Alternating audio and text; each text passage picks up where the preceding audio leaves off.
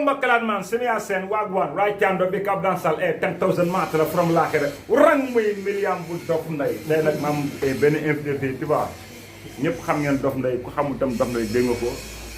di bëgg Dof Ndeye bu baax a baax di ko ñaan yàlla ñëpp xam ne mu ngi woon prison si ay problème jafe-jafe mu ngi woon jël si ay trop mu ngi woon jël si affaire famille bëgg naa nag Dof Ndeye mu leeral Sénégal yi som parce que am na lu ñuy préparé moom.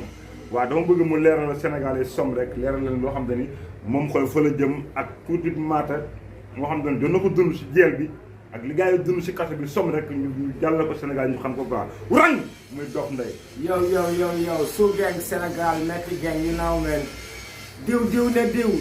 diw raay na diw ñun ku ñu ko xamal góor du raay góor tax si sax muy tëddee góor you know man looloo ëpp nag si kaso bi ay góor yi tëddee góor xam nga affaire boobu tam bokk na si li ma gën a metti lu yóbbu Dof Ndeye jël na yoruma fetal nekk si dëkk bi di dóoraate